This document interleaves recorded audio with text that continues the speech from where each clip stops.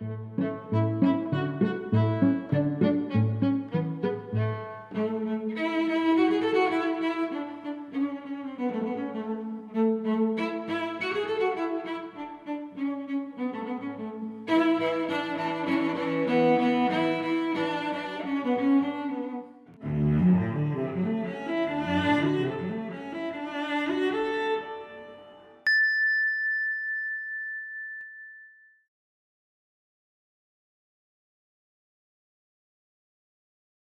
Manual of Self-Awareness. Luangpor Teean Jitta Subho. Foreword. Throughout the 30 years of his teaching, Pun Intapu, later known as Luangpor Teean Jitta Subho, pointed out the true essence of truth which is latent in everyone without exception, regardless of nationality, religion, sex, or age. If the practice is performed correctly, one can see, know, and understand the truth, as the Buddha did. The method is to cultivate self-awareness, that, being aware of bodily movements, being aware of the movement of the mind. If one practices correctly and continuously, jnana panya, insight, will arise until the suffering comes to an end. We agreed to edit the teaching from various occasions and consolidate them into one source, so that they can be used as the manual for anyone who is interested. The contents of this book are the essence of Luangpor Teean doctrines, practical techniques as well as how to solve problems and obstacles that may occur. The fruits of practicing are included as a guideline in the appendix. We wish to thank to everyone who has helped in making this book possible. Luangpor Teean Jitta Subho Foundation. Brief biography of Luangpor Teean Jitta Subho. Luangpor Teean Jitta Subho, 1911 to 1988, or Pun Intapu, was born on September 5, 1911, at Bohom, Umpur Chiangkan in the province of Laui. He was the son of Jean and Soam Intapu. His father died when he was young. Since there was no school in the small village of Bohom, he did not have formal education in his childhood. The boy, like the rest of them in the village, had to help his mother in running their farm. At the age of 11, he was ordained as a novice at the village monastery, and stayed there with his uncle who was a resident monk. During a year and 6 months in the monastery, he studied Laotian scripts and ancient local scripts. He also started practicing various meditation methods, such as the Budo and breath-counting methods. After disrobing, he returned to his home. Following tradition, he was ordained as a monk at the age of 20. Again, he studied and practiced meditation with his uncle for 6 months. After returning to lay life, he was married at 22 and had 3 sons. In his village, he was always a leader in Buddhist activities and was highly respected, and chosen to be the head of the village on 3 different occasions. Despite of heavy responsibilities, he continued his meditation practice regularly. Later he moved to Chiangkan, a larger community, where his sons could attend school. Being a merchant, he sailed his steamboat along the Mekong River between Chiangkan, Nong Khai Vientiane, or even as far as Luang Prabang. He had opportunities to meet several meditation masters, and his enthusiasm in pursuing Dhamma, the truth, continued to strengthen. Furthermore, he began to realize that many years of being good, making merit, and practicing various methods of meditation had not liberated him from his anger. Finally, he determined to start searching for the way out. In 1957, when he was nearly 46, he left his home with firm determination not to return unless he found the truth.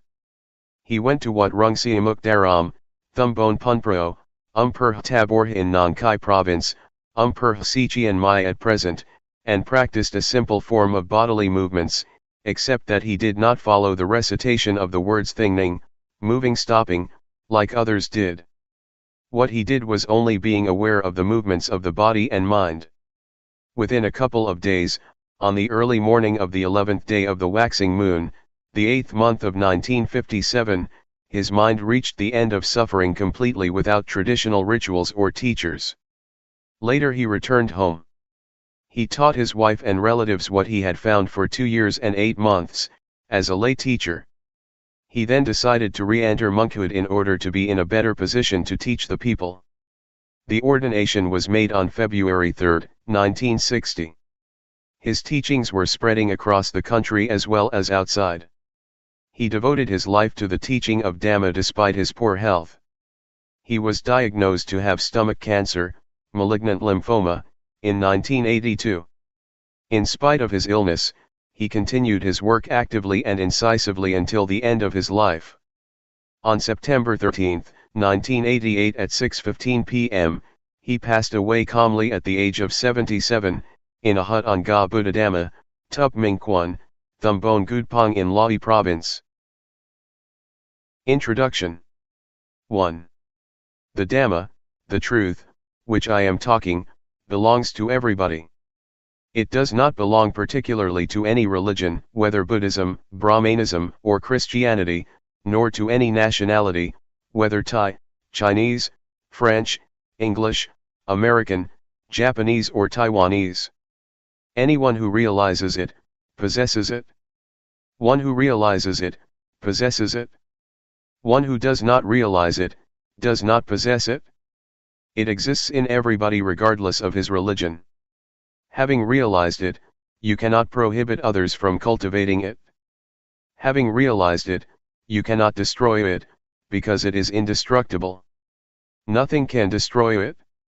It is impossible to stop others from realizing it, because one who cultivates it will realize himself. One having realized, it is impossible to destroy because is so all the time. To man himself is religion. Dhamma is in man. Man is Dhamma. The ancients said, heaven or hell is in the mind, so is nirvana, the extinction of all defilements and suffering. Where is the mind? Have you ever seen the mind? If you have never seen it, you should practice until you know what the mind is. Hell is mental suffering or unhappiness. When it fades away, we are in heaven. Whenever anger recurs, we then revert to hell. 3. The Buddha nature is the mind that is clean, clear, calm, pure, bright and quick. This kind of mind exists in everybody without exception. Water and mud are not the same thing. It is the mud that makes the water look turbid, but the water itself is clear. Our mind is the same. If we realize this, we will gradually follow the path. The Buddha nature is the mind that is clean, clear, calm, and pure. When the mind is pure, the mud cannot pollute the water anymore. When the mind is bright, the mud will transform into sediment and break through the bottom. When the mind is quick, it is light and can see everything.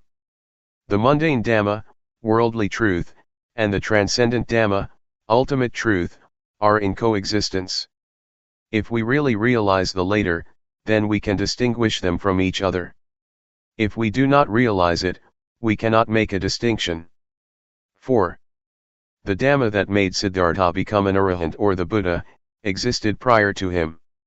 It is the neutral mind that exists at the moment, neither being happy nor sad. While you are listening to me now, how is your mind? It is neutral. Are you conscious of this state of mind? If you are conscious of this neutral mind, this is what we call calmness. You can work, talk or think anything. This kind of mind requires no effort. It can be easily taught, but one who does not understand it tends to make something easy unnecessarily difficult, or something simple to be complicated. This neutral mind is natural and requires no effort. Everybody has this kind of mind, but we have never looked before. It is called upekkha, equanimity. 5. Man is born to think. He thinks this and that endlessly. Thoughts flow all the time like a stream. Thought is the quickest thing. It is quicker than lighting or anything. Suffering arises because we do not see thought. Thought itself is not suffering. When thought arises, we do not see, know, and understand it simultaneously, so greed, anger, or delusion arises and brings us suffering. In fact, there is no greed, anger, or delusion. They occur because we do not see the source of the mind. 6. So let us cultivate self-awareness. When thought arises, we see, know, and understand it. It is sati samadhi panya, awareness, attention, insight. We call it self-awareness. Whenever we are aware, thought cannot concoct. If we do not see it, it will concoct endlessly. This method is the shortest way to sudden enlightenment. Part 1. Cultivating self-awareness. Self-awareness. Let us be aware of the movements of the body, for example, while we are blinking, be aware, while we are breathing, be aware. When thought arises, be aware. This is what we call sati, or self-awareness. Self-awareness is invaluable. We cannot buy it, nor can anyone cultivate it for others.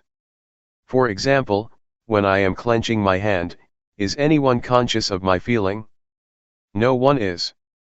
Outwardly, you can see I am making a fist, but you are not conscious of my feeling.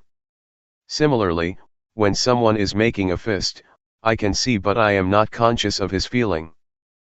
Rhythmic movements. There are certain techniques to do certain jobs in order to achieve the end. In the same way, the cultivating of self-awareness to achieve sati, samadhi, panya, awareness, attention, insight, needs technique too. Do not sit still. Move rhythmically all the time. Do not close your eyes. You can sit in any position or on a chair, stand or lie down. Now I will suggest the method to you. See illustrations. First, rest the hand's palm down on the thighs. Second, turn the right hand onto its edge, be aware, do it slowly, then stop. Do not say to yourself turn the right hand, being aware is enough. Third, raise the right hand up, be aware, then stop. Fourth, lower the right hand to rest on the abdomen, be aware, then stop. Fifth, turn the left hand onto its edge, be aware, then stop. Sixth, raise the left hand up, be aware, then stop. Seventh, lower the left hand to rest on the right hand, be aware, then stop. Eighth, move the right hand up to rest on the chest, be aware, then stop. Ninth, move the right hand out, be aware, then stop. 10th, lower the right hand onto its edge on the thigh, be aware, then stop. 11th, face the right palm down, be aware, then stop. 12th, move the left hand up to rest on the chest, be aware, then stop. 13th, move the left hand out, be aware, then stop. 14th, lower the left hand onto its edge on the thigh, be aware, then stop. 15th, face the left palm down, be aware, then stop. This is a practical way of cultivating self-awareness. We do not have to study the scriptures because they are only words.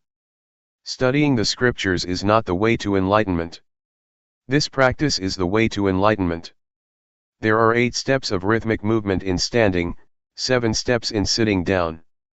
We should also be aware in other positions, such as lying on our left side, right side, or lying flat on our back, getting up from the left side, from the right side, and from lying flat on our back. You should cultivate self-awareness frequently. Walking back and forth, Jungama walking. After sitting for a long time, which may cause pains and aches, we can change the position to the walking back and forth. After walking for a long time, we can change to the sitting posture. This is called changing the positions, sitting, lying, standing, walking. You should allot them properly. Do not move the arms while walking. We should fold the arms across the chest, or clasp the hands behind the back. While you are walking back and forth, be aware of the feeling or the feet. It is not necessary to say to yourself, right foot moves, left foot moves. Do not walk too fast or too slow, walk naturally. Be aware while you are walking. If you walk without self-awareness, it is useless. Cultivating self-awareness in daily life.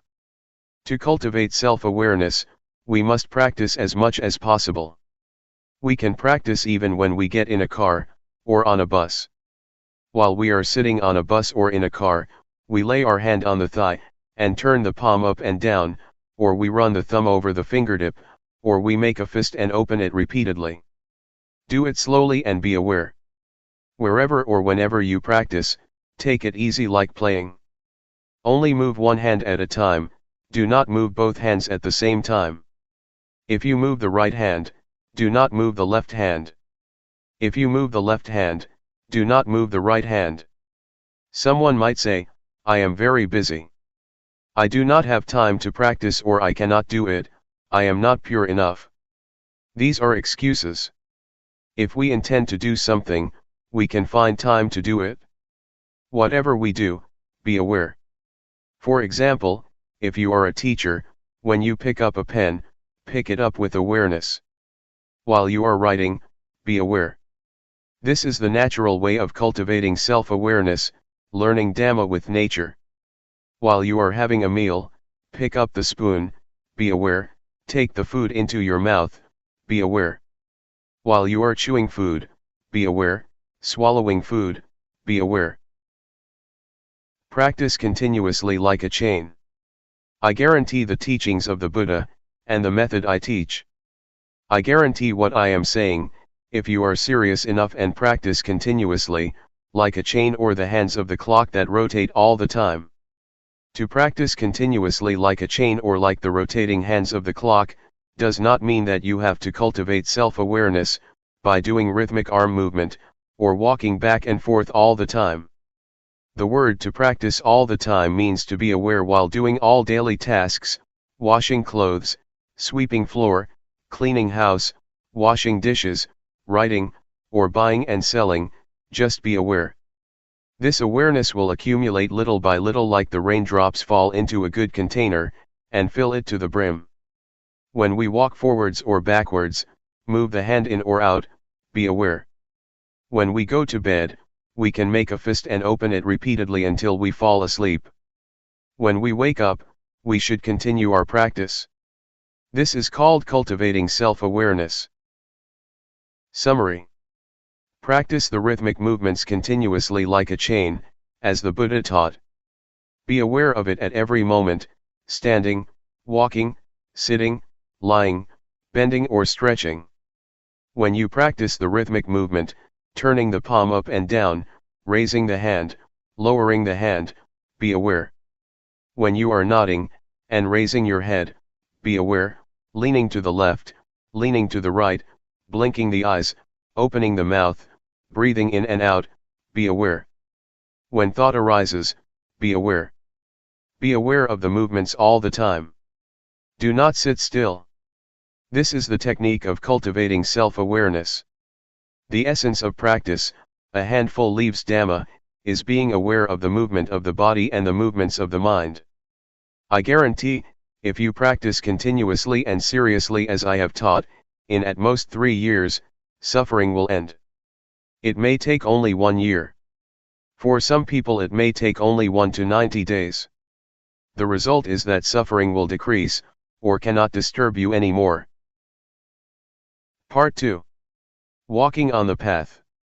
Be sure that our objective in practicing Dhamma is self-knowledge. We should start from the basic stage and go step by step as the Buddha taught. If we do not follow this way, there will be no progress in our practice. Basic stage. For the beginners, doing rhythmic arm movement is better than walking back and forth. Move the arm rhythmically, slowly, gently, and lightly. When it stops, be aware of it. When it is moving, be aware of it. If you move the arm too fast, you cannot catch up with the bodily feeling that arises, because the awareness is not strong enough. We should practice continuously, regardless of tiredness. If we think we are tired and take a break, there will be no chain of continuity. After you have realized something called Rup-Nam, body-mind, then you can walk back and forth. You must really realize it. When thoughts arise, do not stop them. Let them flow, do not follow them but come back to Rup-Nam. Always be aware of Rup-Nam. Sometimes, piti, rapture, will arise. PT will carry us away from being aware of Rup Nam. As long as we are not aware of Rup Nam, our mind will be gradually dulled. Thoughts will arise, let them arise freely. You might feel dizzy or suffocated, if you suppress them. Be relaxed, do not worry whether you are aware or not. The first stage that one will realize is Rup Nam objects. These are Rup, body, Nam, mind, Rup acting, Nam acting, etc. See the appendix. One should review backwards and forwards, over and over. While we are reviewing these objects, thoughts will arise. Let them go. Whenever we are aware, the mind will stay with Rup Nam objects. Review them backwards and forwards, until they are embedded in the mind. When thoughts arise, sometimes we are carried away by them, which might make walking or doing rhythmic movement faster or quicker. We should be aware and slow down. It does not matter how long it takes. Seeing thought mind stage. After one has realizes Rup Nam objects completely, one should keep on observing thoughts. Speed up the rhythmic arm movement or walk faster. Do not suppress thoughts. Practice with ease. Observe thoughts with ease. Whenever thought arises, whether gladness or sorrows, be aware of the bodily movements, then thought will stop immediately. Generally, when thought arises, the mind will be dragged along, like a kitten trying to catch a big rat. The rat, thought, is bigger and stronger than the kitten, awareness. When the rat shows up, the kitten, by nature, will catch the rat. The rat is frightened and runs away with the kitten holding on. After a while the kitten becomes tired and let the rat go. Similarly, thoughts will arise endlessly and stop by themselves. As we cultivate self-awareness more and more, it is like we keep feeding a kitten until it becomes a big, strong cat. When thought arises, the mind will not be dragged along, and thought will stop immediately. If thought arises powerfully, we have to clench our fist tightly, or do whatever actions that suit us. If it is strong enough, then thought will stop by itself. Keep on practicing. Whenever thought arises, you will be aware of it immediately. As I have often told you, if there are two men and one chair, the man who is stronger and quicker will occupy the chair. When we cultivate self-awareness more and more, this self-awareness will replace the unawareness, so the unawareness will gradually decrease. Let thoughts arise, the more thoughts arise the more we are aware. When self-awareness increases more and more, it will catch up with thoughts. Suppose that 100 thoughts arise, we are aware of only 10 but we are not aware of the other 90. Next, thoughts are 100, we are aware of only 20 but not the other 80. We continue our practice until we are aware of 80 but not the other 20. Now, we are aware of 90 thoughts, then 95. When we are aware of 95 out of 100, we should practice earnestly. Do not be discouraged or slack or sleep during the daytime. When thought arises, we are aware of it immediately again and again. Our mind will change at this point. The path starts from here. It is the beginning of nirvana. Formerly, the mind was in the dark and did not know the path. When it can overtake thoughts, then the mind will be illuminated. This light is not the external light, that can be viewed by the naked eye. The mind itself is free and illuminated. It is called wisdom eye, the arising of Jnana of Vipassana, insight. We should continue practicing rhythmic arm movement or walking back and forth. We can practice at any speed we like. Keep on practicing. Let Jnana, insight, itself penetrate the objects of insight. There is no need to learn from any teacher or scripture. When Jnana penetrates the objects of insight, the mind will be free step by step. There are 5 steps: the first jhana, the stage of seeing, knowing, and touching the objects of insight with the mind; the second jhana, the third jhana, the fourth jhana, and the fifth jhana, respectively. When we know, see, and understand these objects of insight, thought will arise quicker.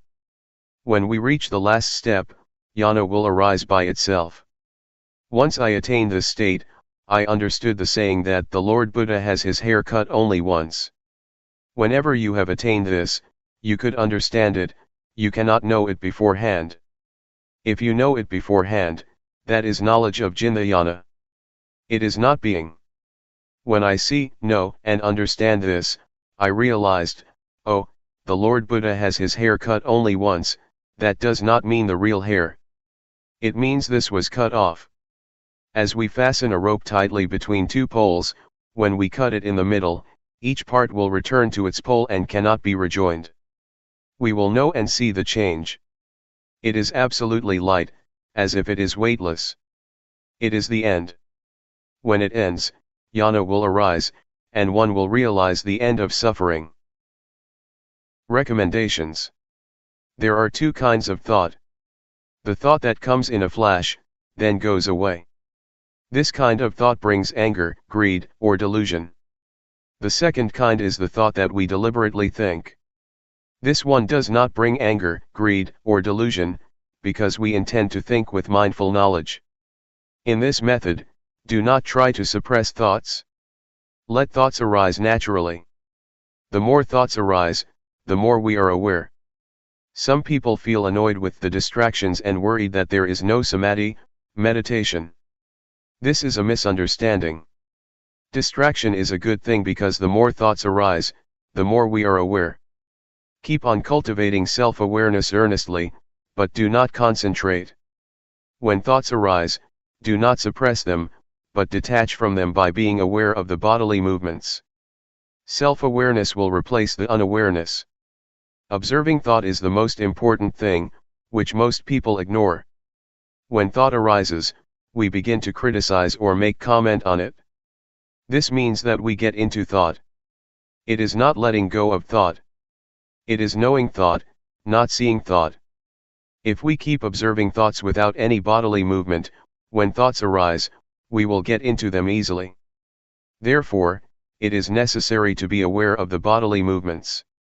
When thought arises, we will see, we will know. Whenever we see ghosts, deities, Buddha images, crystal balls, or even the Lord Buddha, that is not true seeing. It happens because the mind wanders away. We do not see the thought, so the mind concocts by itself. It concocts because we do not see the source of thoughts. When thought arises without our seeing, it will conjure up ghosts, colors, lights, deities, hell, or heaven. Whatever it is, we will see it as such. It is an illusion. It is the mind's trick. The seeing is true. What is seen is not true, so it cannot free the mind. Only if we see realities, the mind will be free from suffering. This is the shortest path. When thought arises, be aware of it immediately. This is the authentic Dhamma practice. Doing the rhythmic movement is only the technique, which can help to see thought. Part 3. Obstacles and Solutions. There are some obstacles in this method. I will recommend you how to solve these obstacles that may occur to the practitioner. Strain, dizziness, giddiness, suffocation. When we first begin our practice, we tend to concentrate. We want to know, see, be, and have. This is not the right understanding. If you know, see, be, and have, you might get strain, dizziness, giddiness, or suffocation. This is not the correct practice. When thoughts arise so much, we do not like it and try to suppress them. This brings us trouble. The correct method is practicing with ease. Look far away and cultivate self-awareness lightly and gently. Do not concentrate. Move or walk comfortably and rhythmically with awareness. Drowsiness. If you feel sleepy while practicing, you should change to another kind of work, for example, weeding, washing your face, taking a bath, washing clothes. We should find a way to avoid the obstacle. Calmness under unawareness. Calmness under unawareness is called BT, rapture, clinging to calmness. This is an obstacle. The cultivating of self-awareness is not to obtain this kind of calmness, but always be aware of the movements. Vipassana. After we have attained Rupnam objects, this is the end of the basic stage. Someone will stop practicing because he thinks that he has attained the highest Dhamma. At this stage, knowledge will arise endlessly and we will be proud of this knowledge. When thoughts arise, he does not see them, and then gets into them. One who attaches to Vipassana will be talkative and arrogant. The knowledge of Vipassana will soon be forgotten and makes man too proud of himself. This is called Vipassana. The solution is, doing rhythmic movement with ease, do not concentrate or desire for the result. Do the movements lightly and gently. When thought arises, be aware of the bodily movements. Jindayana. When one realizes Paramatha objects, see appendix, PT, rapture, will arise. One is delighted of this knowledge. In general, PT is good, but according to this method, PT is the obstacle of attaining the end of suffering. When PT arises, one will attach to it. We should do the bodily movements vigorously, and as much as we can, to turn the mind away from PT, and back to the movements. Do it slowly and rhythmically. When self-awareness increases more and more, PT will gradually fade away and the mind will return to the ordinary state.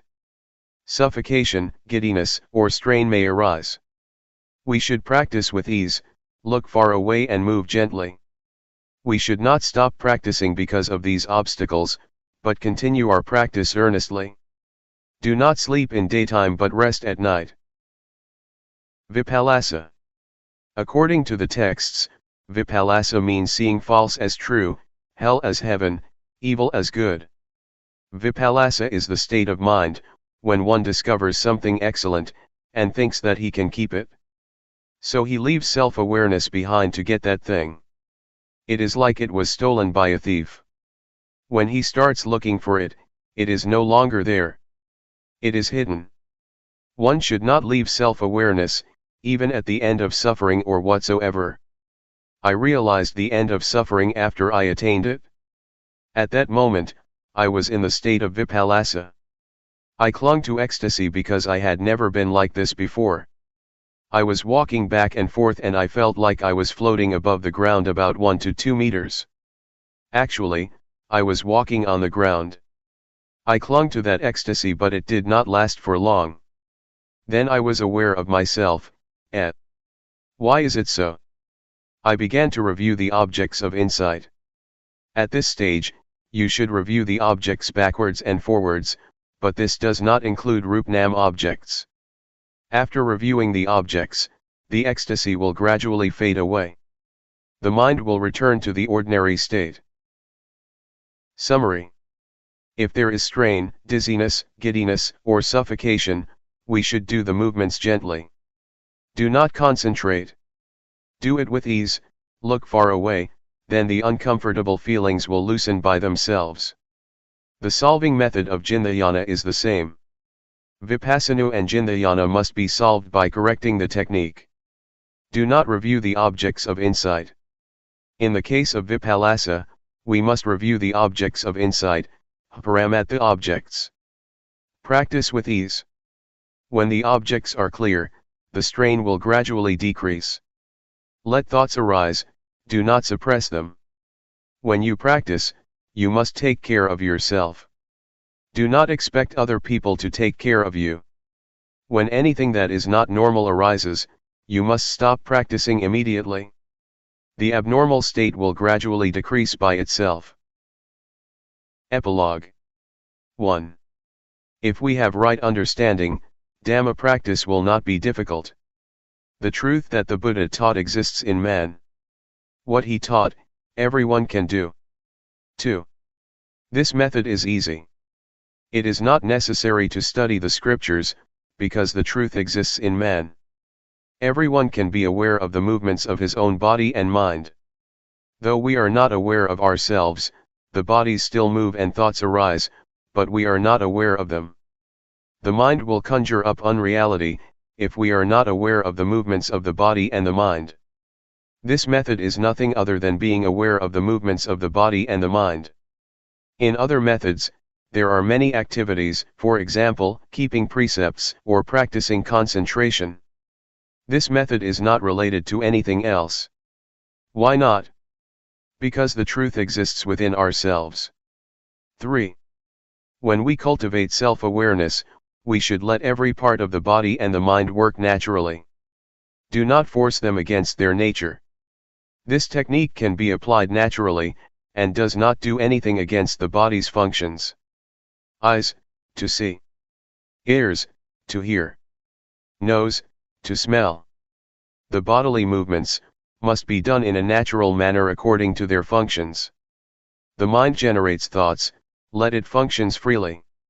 Do not do anything against the natural functions of the body and the mind, but cultivate the self-awareness to catch up with the movements of the body and the mind.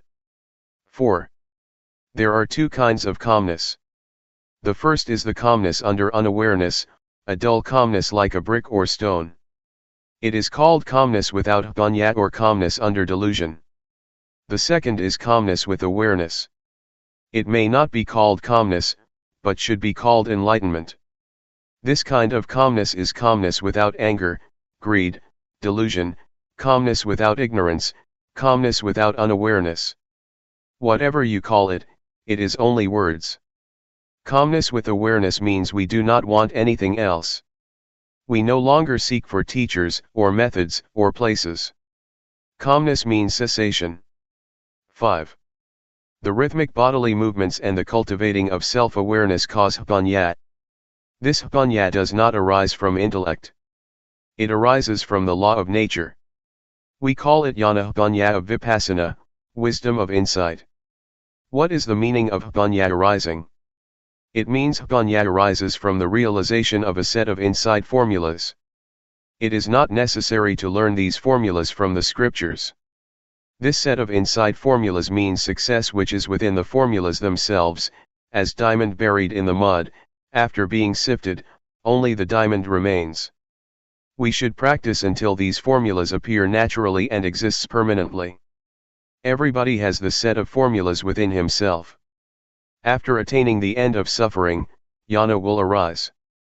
Birth is extinguished, existence is extinguished, the religious life is complete, and there is nothing left to do.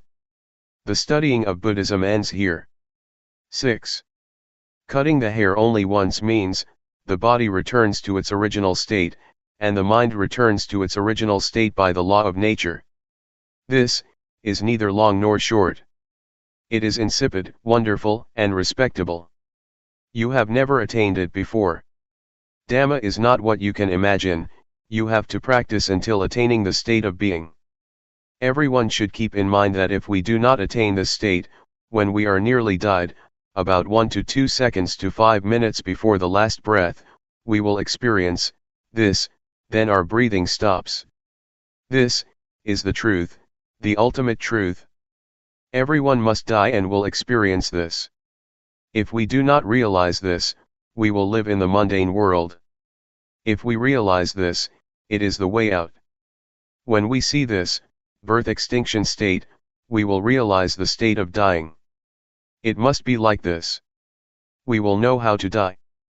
Everyone must come to this point. No one can escape because everyone must die. This truth is unchangeable, whether one realizes it or not. It is so.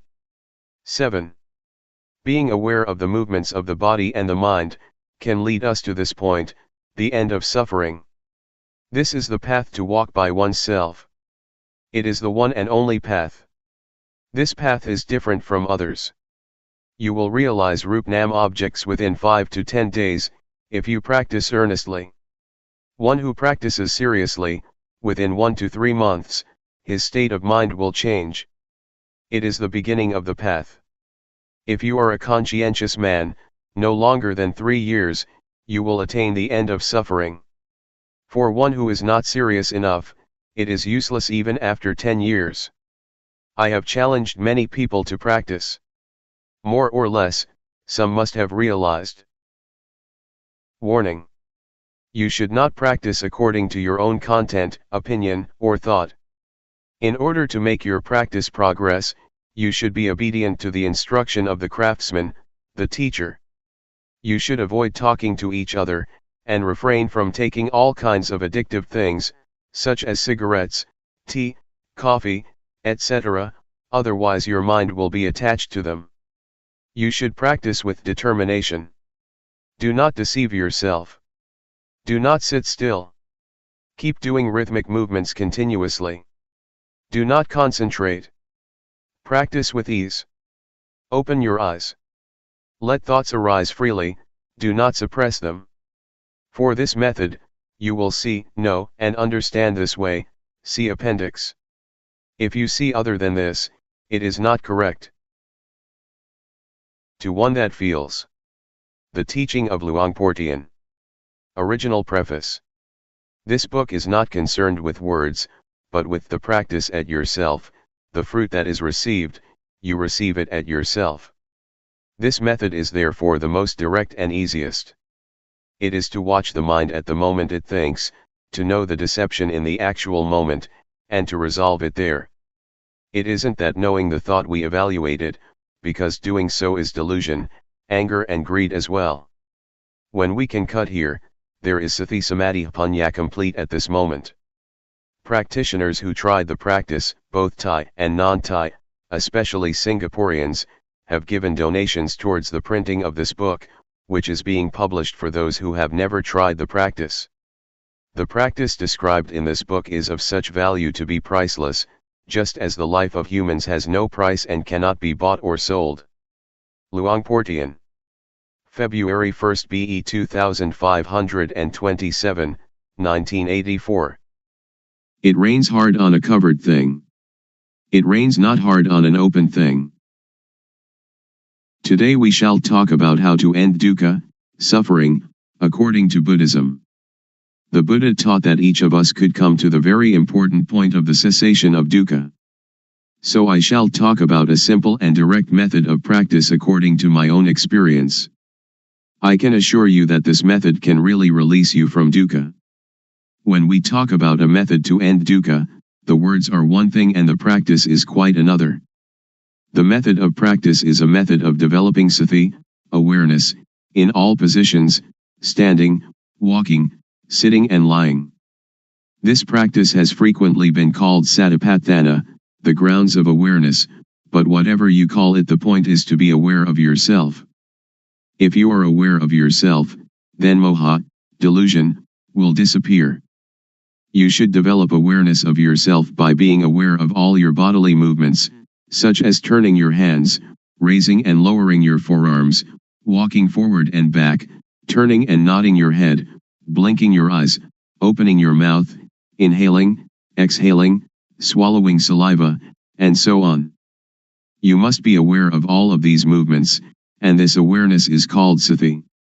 When you have awareness of yourself, the unawareness, which is called moha, or delusion, will disappear. To be aware of the movements of the body is to develop sati. You should try to develop this awareness in every movement. When you are fully aware of yourself, there arises a certain kind of panya, knowing, in the mind that knows reality as it is. To see yourself as you are, to see Dhamma, actuality, the way things are, the truth of nature, of existence. To see Dhamma isn't to see deities, hell, or heaven, but to see oneself turning the hands, raising and lowering the forearms, walking forwards and back, turning and nodding the head, blinking the eyes, opening the mouth, inhaling, exhaling, swallowing saliva, and so on. This Rup Nam. Rup is body, Nam is mind.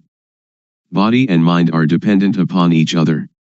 What we can see is Rup, and the mind that thinks is Nam.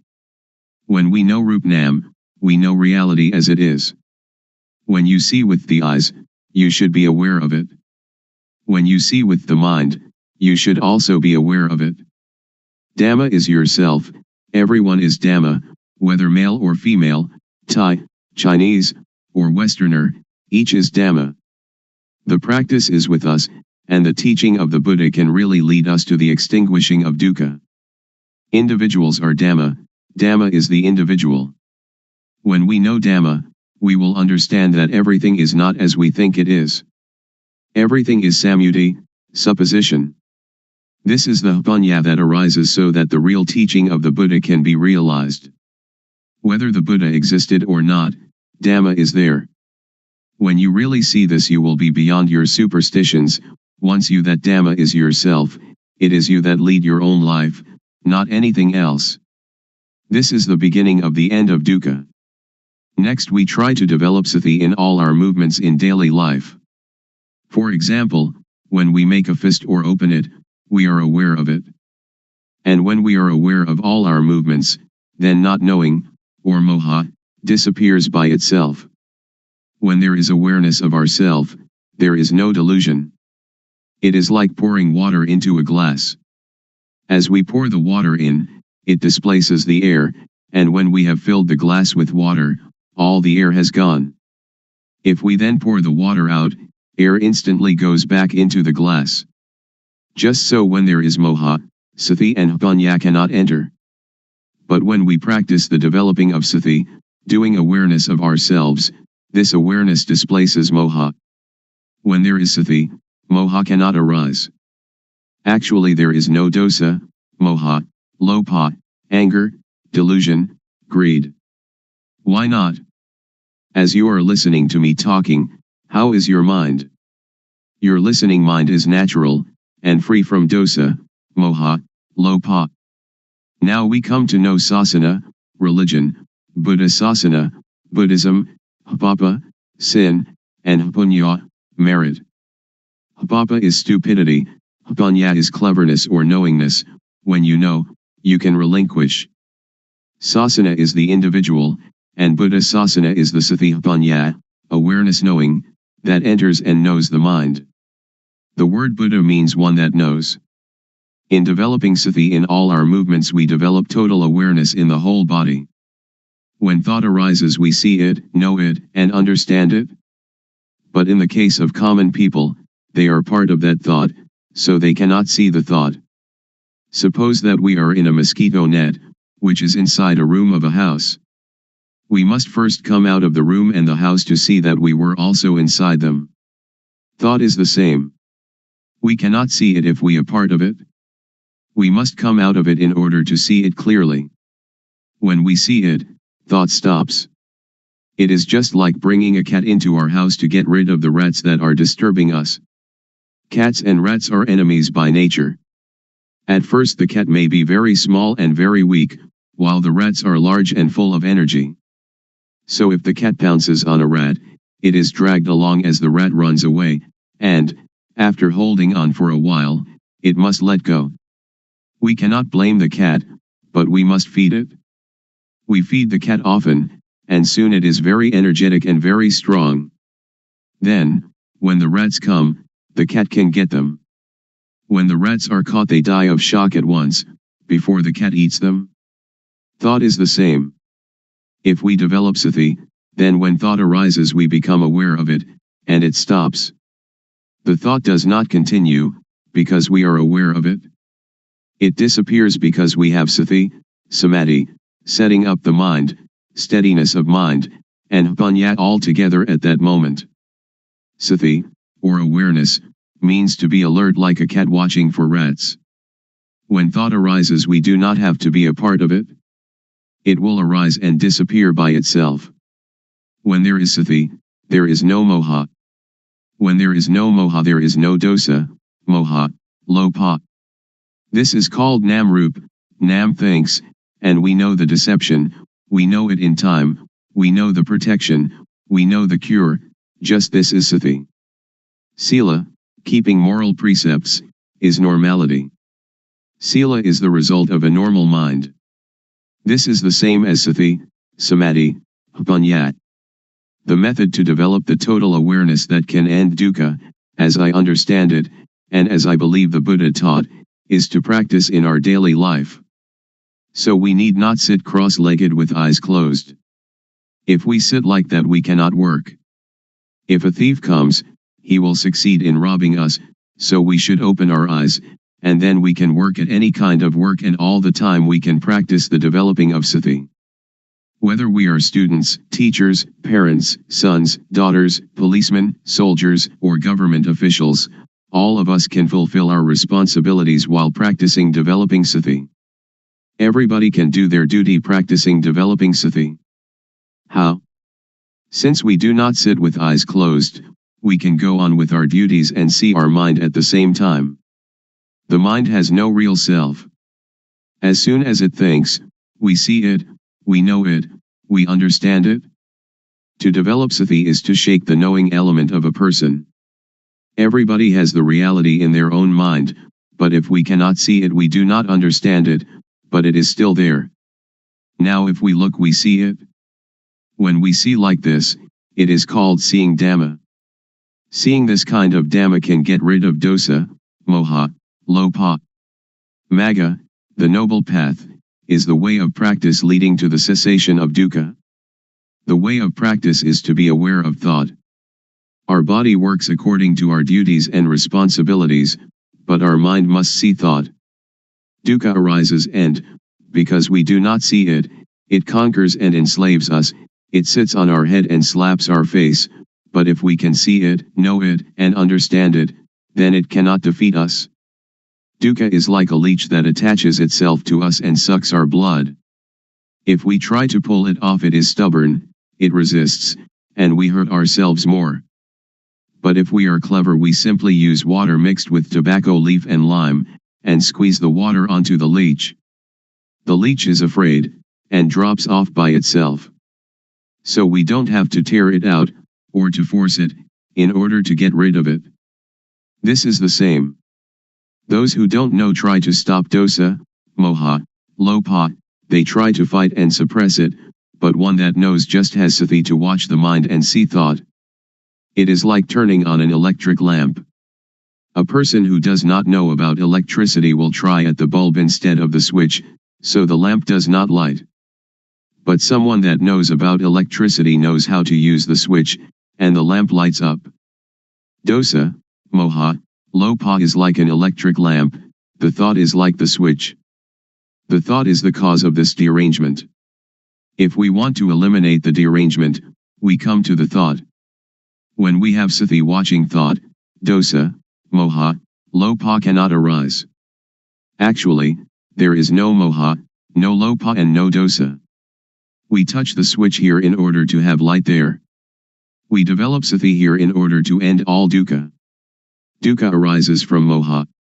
When we have sati there is no moha and so no dukkha.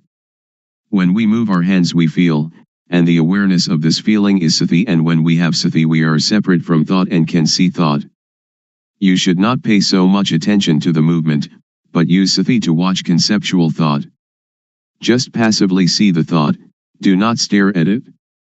When thought arises, let it pass away. Actually there is no moha.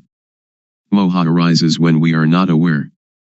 It is like when we build a new house, there are no rats, but when we fill the house with things the rats come. Sometimes, when people criticize or blame us, we feel disappointment. In this practice, awareness of the disappointment will arise at the same time, like the cat catching a rat. When we can maintain our mind in this way, dosa, moha, lopa cannot arise.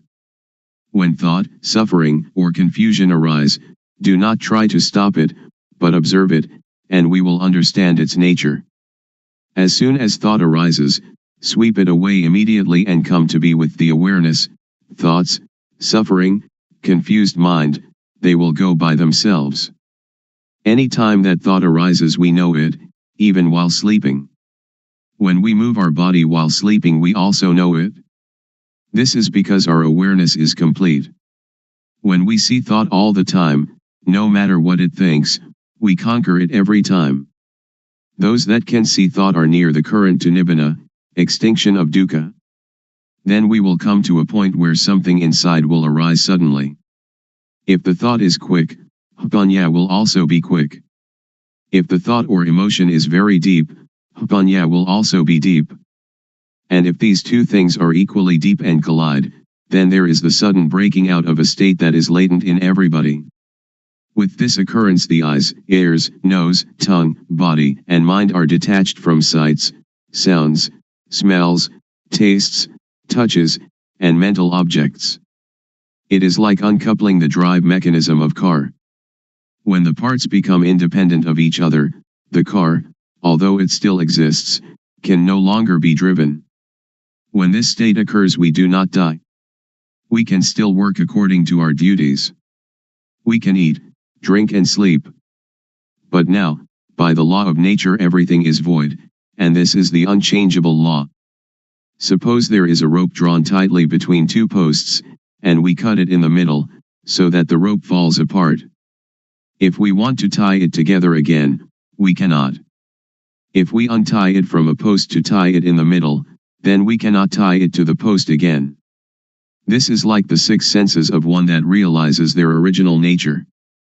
When their eyes make contact with an object, there is no attachment, just as a screw that is stripped, without threads, cannot become attached. All of the Buddha's teaching aims to put an end to dukkha.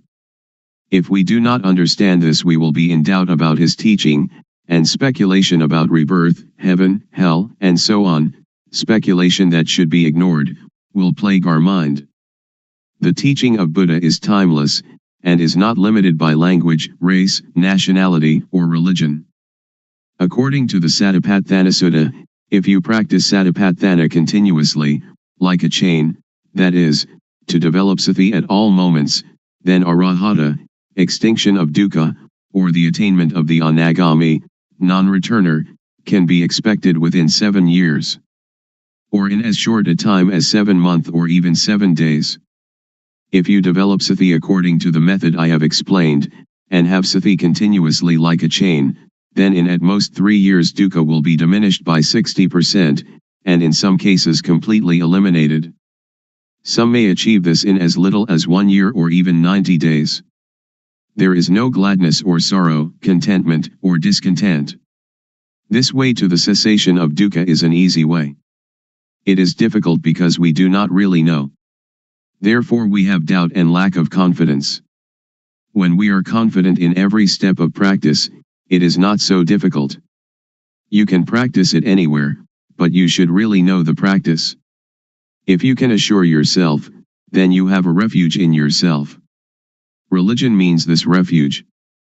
If you study books for many years, it will still be theory. But if you really practice, it will not take you so long, and you will know it much better than the theorists. In the Pali texts there are two important mental capacities, the first is sati, calling to mind, and the second sampashanya, awareness of oneself. When you are aware of the movements of your hand, you have both sati and sampashanya. The fruit from doing this is very great, it is incalculable. You cannot buy non-suffering, but must practice by yourself, until it arises by itself, because it is already there. Making merit and keeping precepts are like unhusked rice, which is inedible, but useful because we can use it to grow next year's crop. Making ourself calm is like husked but uncooked rice, and is still inedible. There are two kinds of calmness. The first is samatha, concentration, one-pointedness, calmness, the second vipassana, seeing the true nature of personal existence, calmness. In doing samatha meditation you must sit still, close your eyes, and watch your inhalations and exhalations. When the breathing becomes very subtle, sometimes you are not conscious of the breath, and you feel very calm, but the dosa, moha, lopa cannot be eliminated, because there is still not knowing, and you are not aware of thought. But vipassana meditation can get rid of dosa, moha, lopa, and this kind of calmness can be experienced anywhere and at any time. So we do not have to sit with eyes and ears closed. Our eyes can see, our ears can listen, but when thought arises we see it. This kind of calmness is latent in everybody. Our mind is originally clean, illuminated and calm. That which is not clean, illuminated and calm is not our mind. It is kilesa, defilement. We try to conquer this kilesa, but in actuality there is no kilesa at all. So how can we conquer it? The only thing that we can do is just to see original mind clearly, to encounter the thought clearly. When we see the mind clearly, there is no moha. The word clean indicates the mind's natural state, not stained or covered by anything. We have satipanya penetrate into the mind and see it, knowing it to be stable and unaffected by anything. This is the cleanness of the mind. The illumination of the mind is like having a bright light that allows us to go in safety wherever we may go. In this radiance we see our life mind all the time, every minute, every second, every instant. This is the illumination of the mind. Calm means cessation, the cessation of dosa, moha, lopa, of all agitation and difficulty, the cessation, too, of seeking any method or system. We need no longer look for a teacher because we really know, for and by and in ourself. When we really know the mind, we know it to be clean, illuminated and calm at all times. When we know the mind, we know how dukkha arises and how dukkha ceases. We know thought every time it thinks. We are even aware of our heartbeat. And whatever our movements are, we know them. We know by watching naturally, without strain or tension. The knowing is very quick, it is quicker than lightning, quicker than electricity, quicker than anything. The knowing is the same as hapanya, the same as satipanya, sati and samadhi and hapanya, they are all the same. The hapanya really knows everything. Even when the slightest sound occurs, we know it. The wind touches our skin, we know it. Thought arising in any manner, we know it. When the thought is deep, the hapanya is also quick. However quickly thought arises, the hapanya knows the thought. This is called hapatijjasamuppada, dependent co-arising. When there is no avidya, not knowing, the structure that gives rise to dukkha is broken, because the knowing is there.